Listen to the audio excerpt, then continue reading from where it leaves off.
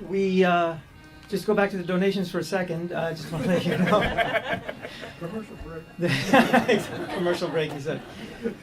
There is a donation box right here if you feel so inspired to. It goes directly to the maintenance of 26 2nd Avenue, nothing else. Or you can see me privately, or you can go to krishnanyc.com, where you will find options to become a monthly donor, which we always strongly encourage. Or you can make a one-time donation to PayPal on that website. I also want to draw your attention, before we bring up Mahesh Prabhu, to something that's happening at the end of September. It's the last weekend in September, the 28th, 29th, and 30th. It's the monthly Sankirtan Festival, which will be led by Vyasa Prabhu, who's one of the GBCs for New York. And he will be training people on book distribution. He's done this a lot and has had great success. The parties that he trains, they have great success in book distribution. He's also bringing with him a team of trained devotees. So it's going to be a big deal. And if you are interested in this at all, please go to nygbcnl@gmail.com. Please email this. It's an email address, not a website. So NY, New York, GBC, duh, and NL, NL newsletter to help you remember. So nygbcnl@gmail.com, and some faceless entity will return your email. It seems like such a covert address, isn't it? Okay, so Mahesh Prabhu also was on the Radha Damodar traveling Sankirtan party with Adhikesh Prabhu. He was initiated in 1975 with Satyaraj Prabhu, and he was fortunate to have darshan of Srila Prabhupada some 15 plus times. Please come forward, Mahesh Prabhu.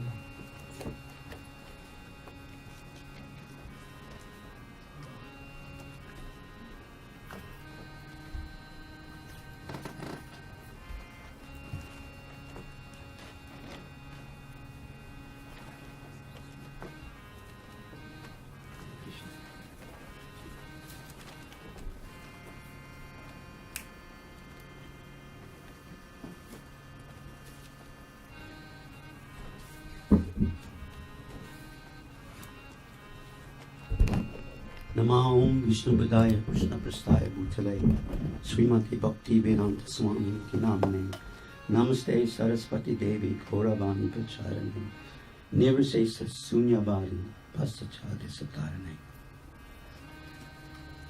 Thank you very much for inviting me. Now, I'm not very qualified to speak on His divine grace, but I get inspired by Prabhupada's disciples. When I hear them speak, they inspire me very much. So I figured I can just read from Sutakriti's Prabhu book, who has personal servant of Krishna, Srila Prabhupada. So I think I should read some.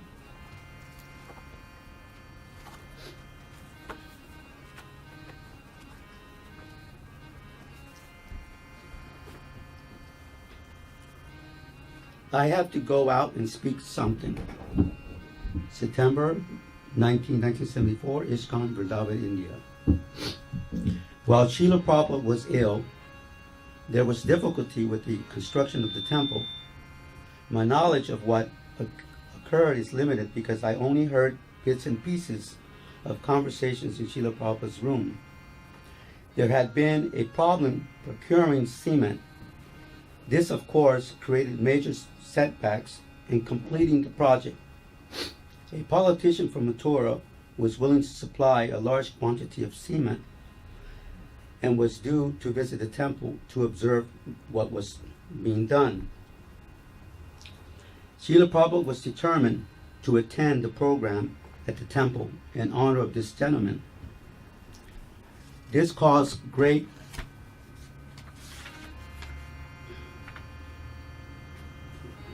sorry about this.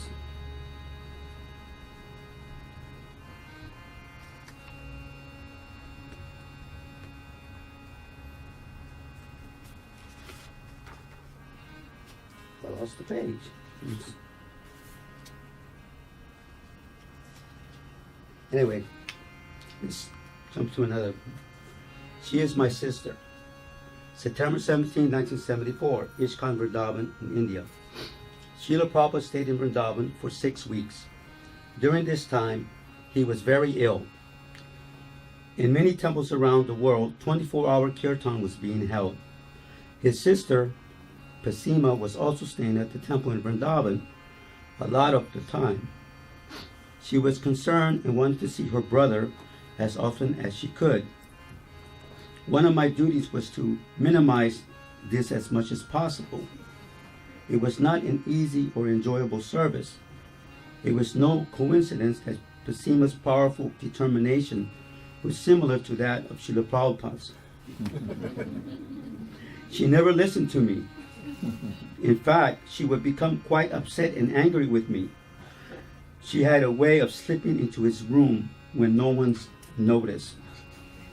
After one of her visits, Srila Prabhupada called me into his room. I am a sannyasi, he said. It is not good that she stays in my room when no one is present, even if she is my sister. Because she is my sister, she cannot understand it. I cannot have a woman in the room with me, even though she is my sister.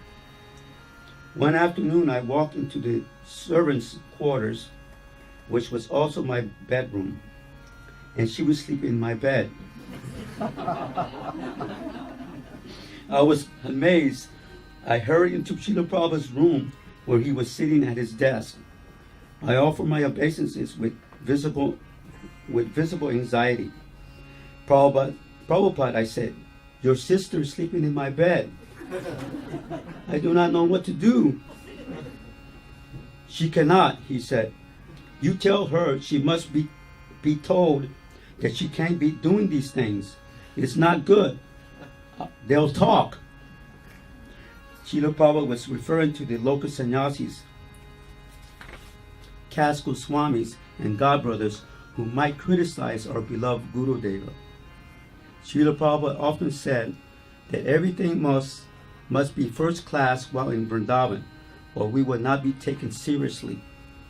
As always, him being the Acharya, he set the example for us. It is not good that she is spending so much time like this, he continued. Prabhupada, I can't say anything to her. I explained nervously. She won't listen to me. She only listens to you.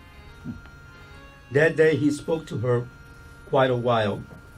I do not know what the conversation was about, but when I went to the servants' quarters the following day, I cautiously peeked into the room, and there she was. Sleeping in my room. Quite soundly.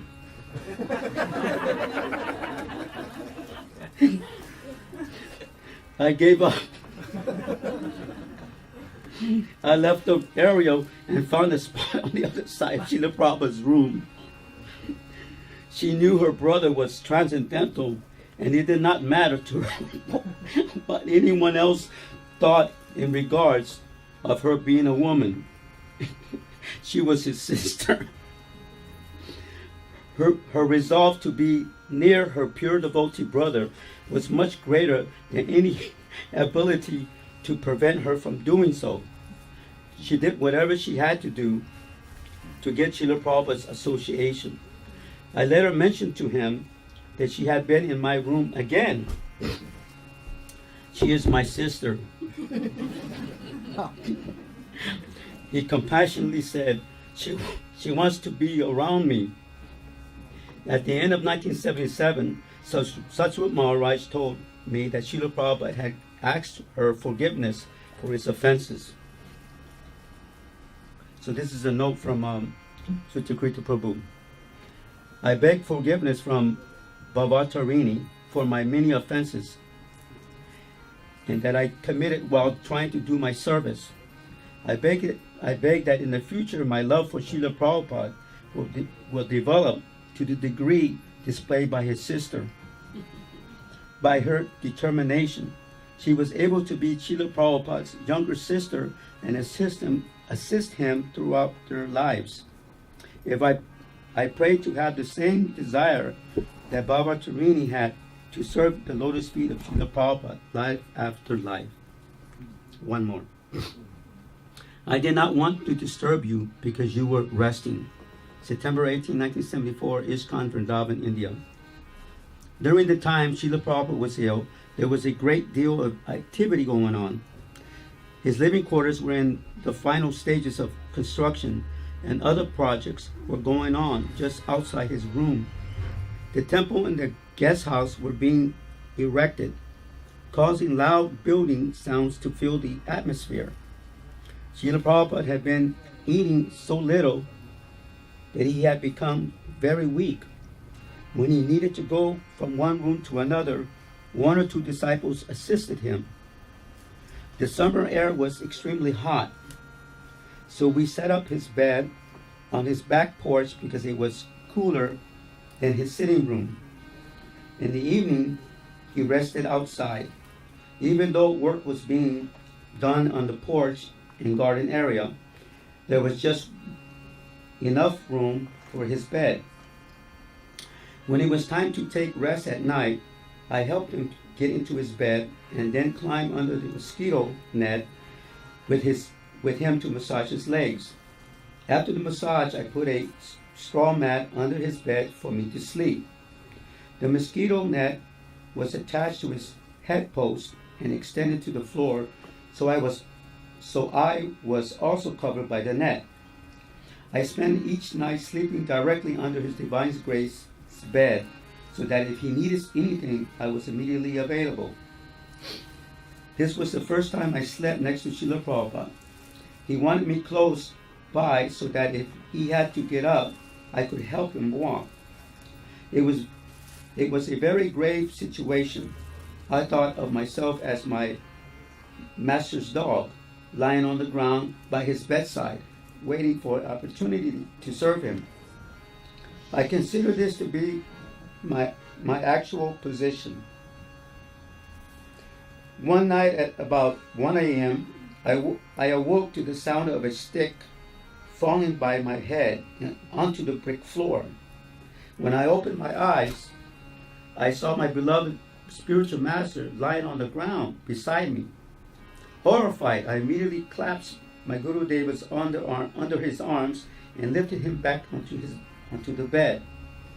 The sound I heard was Srila Prabhupada's cane falling on the ground as he fell over attempting to walk. I instantly became wide awake and filled with fear. Srila Prabhupada, what are you doing? I asked. Why did you not call me? Oh, I needed to go to the bathroom, he replied softly and apologetically. I thought I could make it on my own, and I did not want to disturb you because you were resting. See, that's Srila Prabhupada was very concerned. He's very concerned. There's another pastime, just like George Harrison, when he was sick in the hospital, and Ringo Starr came and visited him, and Ringo Starr visited him for a while, and he had to leave. And so as Ringo Starr is telling stories, tears came out of his eye. And he said, here he is, I'm telling him I have to go, and he's telling me, oh, do you want me to go with you? But he's in his hospital bed. He's so much compassion and concern about the other person, not himself. So Srila Prabhupada was like that. He's very concerned about all devotees. That's the symptom of a pure devotee.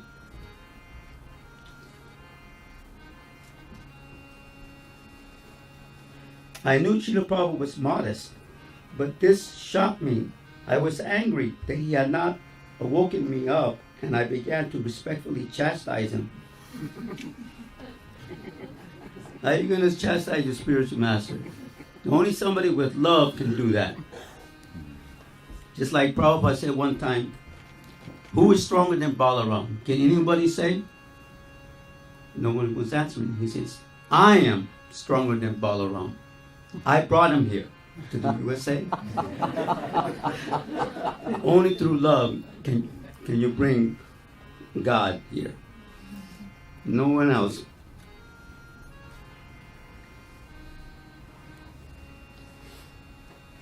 I thought I had the strength, he said, but I can see I have no strength at all. Standing behind him, I placed my hand under his arms and I walked him into his bathroom. I waited outside the door. When he was finished, I helped him walk back to his bed on the porch. The next day, he did not make any fuss about what happened, nor did he complain to anyone of any injury that may have occurred. It was another day in the life of the pure devotee. He was truly unaffected by conditions that related to his body. He was concerned that everything was going on satisfactorily with the temple construction. Srila Prabhupada exhibited humility in all circumstances. Sometimes he would call me into his room when I entered. He would say in a meek tone, "Could you prepare something for me now?" Amazed, I would reply, "Yes, Prabhupada. I have nothing else to do but serve you. That is why I'm here." Sometimes while waiting in his room to go on his morning walk, he would say to the devotees who were present, "Can we go now?" He was always refined and dignified. Everything he said, every move he made, allowed us to become more attracted to him. So he goes on and puts a note, "Srila Prabhupada, there is nothing I can say to properly glorify your activities. Anyone fortunate enough to have had your personal association knows that you are the total embodiment of all exemplary qualities. You have given me reason to live. When I think of your falling to the ground as I slept, it deeply saddened me. I should have been awake, watching and guarding your beautiful form. However, I am certain that you did not regard this as something lacking on my part. That is because of your great humility. It is this quality that keeps me addicted to your lotus feet. Thank you for being my divine, loving spiritual master." So every time when Srila Prabhupada would always give a lecture and he finished with the lecture, he would always say, "On behalf of Srila Prabhupada, thank you very much." All goes to Prabhupada.